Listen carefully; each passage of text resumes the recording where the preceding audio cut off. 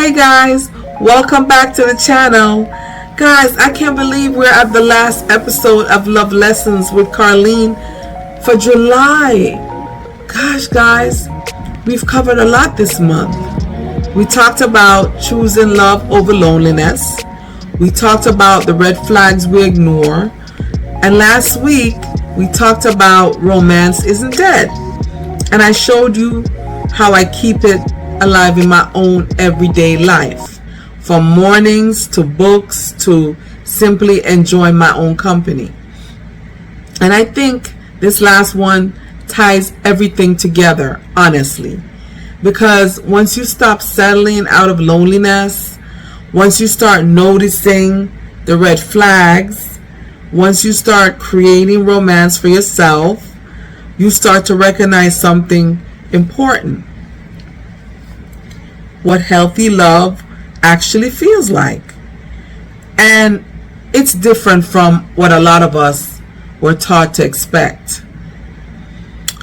I think a lot of us were taught, without anyone ever saying it directly, that love is supposed to be dramatic to be real, that the ups and downs, the uncertainty, the will they, won't they, that's what passion looks like. So when love feels calm, some of us actually get suspicious of it. Like, this is too easy. Where's the spark? But I don't think calm means boring. I think calm might actually be what safety feels like. And I think we've just spent so long mistaking adrenaline for connection that peace can feel unfamiliar, even when it's exactly what we needed. I think this is a real distinction. Chaos and chemistry are not the same thing, even though they can feel almost identical in the body. Chaos is the anxious, wondering if they will text back. It's the high of making up after a fight. It's never quite knowing where you stand. And it can feel intense. It can even feel like love. But intensity and intimacy are not the same thing.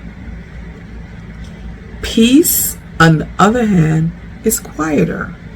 It's knowing where you stand. It's not needing a grand gesture to feel secure, because the certainty is already there in the everyday moments. I used to think peace meant that the spark was gone, guys. Now I think peace might be the spark. Just quieter, more sustainable version of it. Another thing I've noticed: in unhealthy love, you're often managing anxiety. You're reading into the text, replaying conversations, trying to figure out where you stand. In healthy love, you're not managing anxiety, you're building trust. And trust feels almost boring compared to anxiety, because it doesn't demand your attention the same way. It just exists quietly in the background, letting you actually live your life. I think that's something nobody really prepares us for. That the absence of anxiety can feel like something is missing, when really it just means something finally feels safe. So what does healthy love actually look like, practically? I think it looks like consistency. Someone shows up the same way on a hard day as they do on a good one. Yeah, guys. That's right. It looks like being able to disagree without fearing the relationship is over. It looks like feeling like yourself when you're with them, not a version you have to manage or perform. And honestly, it looks like home.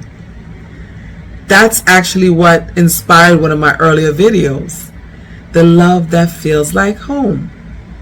Because I think that's the best way I've ever found to describe it.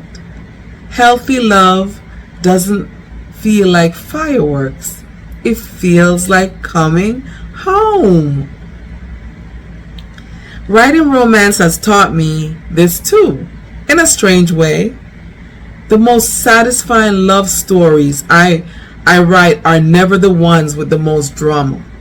They're the ones where two people slowly build trust until being together just feels safe.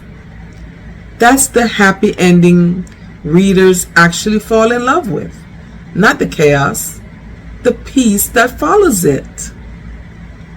So to close out this series, I want to ask you something honest. Have you ever mistaken chaos for chemistry? I think a lot of us have, myself included.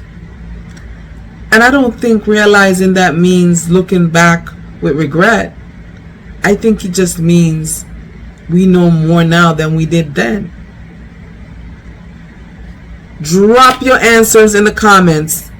Genuinely, this whole series has meant so much to me.